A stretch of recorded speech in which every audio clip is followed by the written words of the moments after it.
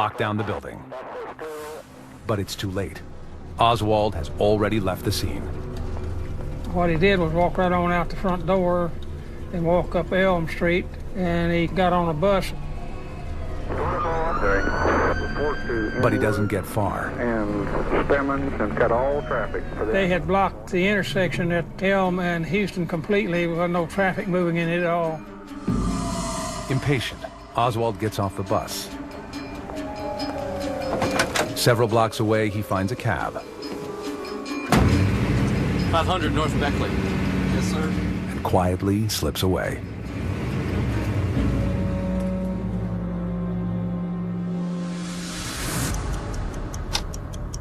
I'm at this location at Triple Underbird where you want. Captain Will Fritz, head of the Homicide Bureau, arrives at the depository building. His team was not assigned to the parade route. A mistake the Secret Service would later admit. After we got up there, Forrest Sorrells, the head of the Secret Service, came in.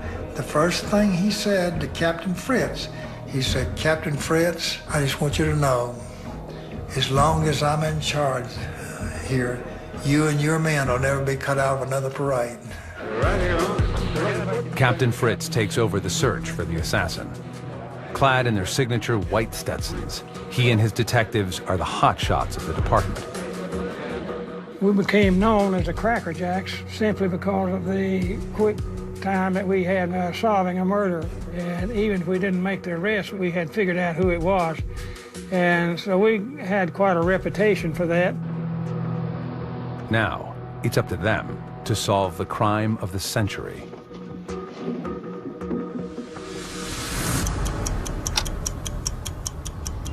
"1 p.m., 30 minutes after the shooting. At Parkland Memorial Hospital, surgeons pronounce that President Kennedy is dead.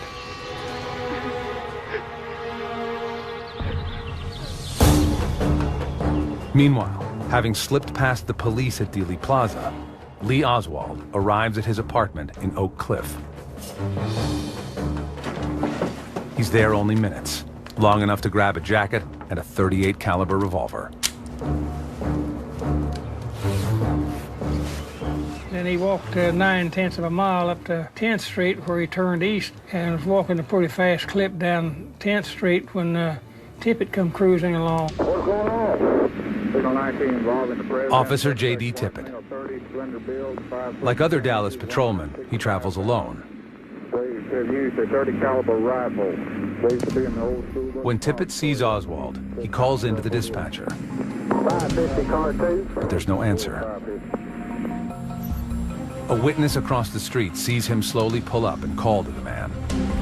Excuse me, sir. Can you step towards the car, please? Keep your hands where I can see them. He doesn't know it, but Tippett is face to face with Kennedy's assassin.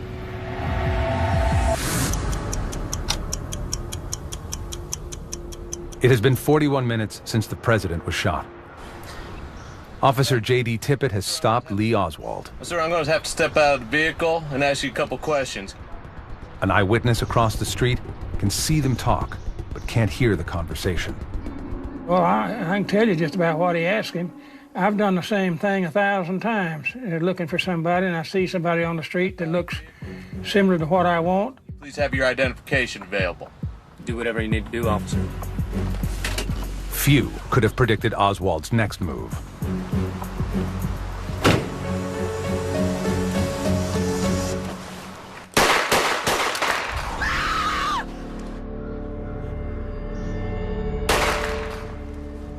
He killed him! He killed him! The woman locks eyes with the killer.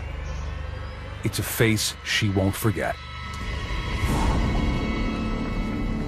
Other witnesses see Oswald run down Patton Street. Hey, man! What the hell is going on? In 45 minutes, Oswald has killed the president and made it brutally clear he's willing to kill again to avoid capture.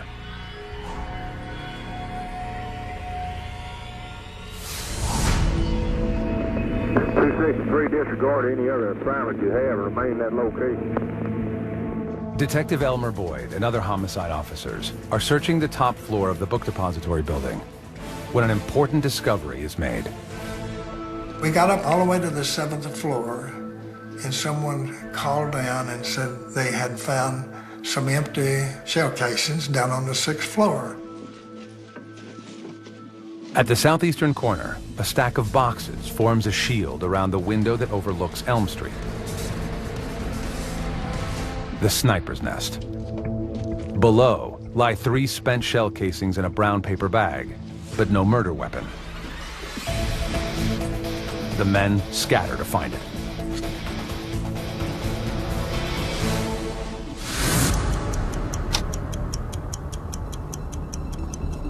Oak Cliff. A man named Temple Bowley and his daughter discover the slain body of the Dallas police officer killed by Oswald. Turned onto the street and noticed a police car and the officer laying by it. So I parked a good ways back because I didn't want my 12-year-old daughter to see it. Got out and went up there, and there was a fella trying to use the radio, and he didn't know how. Do you know how to use this thing? I'd had a CB radio in my car for a long time. Hello, police operator. So I knew how to use the radio, and I called in and gave him the location. Between Marcellus and Beckley, look, it's a police officer. He's been shot. Across Dallas, the devastating news rings out through every squad car and police office with a radio. Police officer, somebody shot him. What's this for? 10th Street. There was chatter on the police radios. Some citizen had called in to say that a police officer was down in Oak Cliff having been shot. And in those days, in 1963, you did not shoot police officers. It's really hard. You just really don't know what to think about what has just happened or what you're hearing. Well, you know, Tippett and I were real close, and I knew a lot about Tippett, you know. The lady said J.D. got out of his car, and he reached up and straightened his, squared his hat on it, which he always did that. That's one thing. As soon as he got out of his squad car, he would reach up and square his hat on his head. And said when he was doing that, well, Oswald pulled out his pistol and shot him across the hood of the car. Not only is their friend dead, the killer is still at large. At the book depository, 2 sheriffs make a huge discovery. Shoved between 2 stacks of boxes, they find a foreign-made infantry rifle equipped with a telescopic sight. There's little doubt in their minds. This is the gun that killed Kennedy. Then, another breakthrough. The captain got a hold of Mr. Truly and asked him to do a head count on all of his employees, and Oswald was the only one missing. So the captain said, well, I want to talk with that man. Let me have his address. Within 60 minutes of the shooting, Dallas police have found the sniper's nest, the shells, the rifle. They've got a description of the suspect, and now they have a name. President Kennedy died at 1 p.m. Central Standard Time, 2 o'clock Eastern Standard Time, some 38 minutes ago. 1 hour after the shooting, the public hears that President Kennedy is dead. At Love Field, the new president, Lyndon Johnson, prepares to bring Kennedy's body back to Washington. Oak Cliff, 5 blocks from where Officer Tippett lies dead. John Brewer hears police sirens outside his shoe store. Just as I was fixing to step outside, this person walks into the recessed area of my shoe store and was not looking toward the street. He actually wasn't really looking at anything. He was just standing there. It was obvious that he was trying to avoid being noticed or detected or for whatever reason. I'm thinking, we know there's really something wrong with this picture here. There's something's not right. So I stepped out and I watched him as he walked away. Then, Oswald makes another strange move. He quickly ducks into a movie theater without buying a ticket. So I walked on up toward the Texas Theater. Hey, did you see that guy that just came in? And I asked Julie Postal, who was the cashier. We knew each other. Did you just sell a ticket to this person? And I described him. And she said no, that she'd been out on the sidewalk herself. As Oswald disappears inside, Julia Postal calls the Dallas police. It's the big break they've been waiting for. I got back to my car radio and they told us to report to the back of the theater. More than a dozen policemen swarm the Texas Theater. The man who murdered the president and their fellow officer is within their grasp. Dallas, Texas. 78 minutes after an assassin shot President Kennedy. Dallas police officers surround the Texas Theater.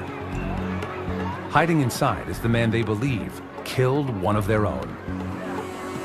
I was back behind the stage by the exit to the alley behind the theater. Then I hear this noise outside. I open the door to the alley, and the policeman grabbed me and held a, I think it was a shotgun. It was pretty big, whatever it was, you know, at me. It's not me, I'm not the guy. Stand up, show us where it's headed. All right, he's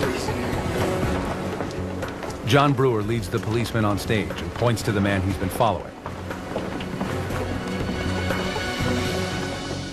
Lee Oswald. We all started looking to see what we could see, and Officer McDonald went up the left side, I went up the right aisle with Officer Walker and Officer Hudson. The entire time, Oswald is just sitting there, observing, I guess, or deciding what the hell he's fixing to do. More police and reporters start to fill the lobby as Officer Nick McDonald keeps an eye on Oswald.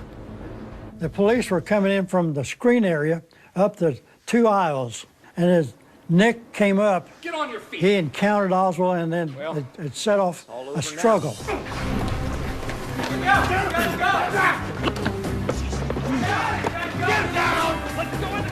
I'm within 10, 12 feet of this. Oswald reaches with his right hand under his shirt and pulls out this revolver that was tucked into his belt. McDonald grabs for the pistol. Oswald pulls the trigger. But incredibly, the gun misfires. McDonald, fortunately, got his hand in the firing mechanism, saved his life. I can still see it whenever I think about it. Thinking I was lucky not to hit the side to shoot us, probably. He could shot any of us at that time. What are you doing? They had him cuffed up and was headed out toward me. I'm not resisting arrest. He looked me square in the eye. I don't even know why. I guess probably he knew I was the one that, brought this all about here. But he started hollering out, "I'm not resisting arrest." I'm thinking, yeah, you are. You really are.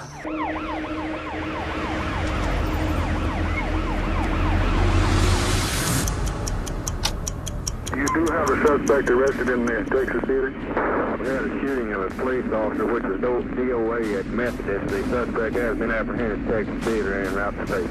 In just 88 minutes, the Dallas Police Department has its man, perhaps the most notorious killer in American history.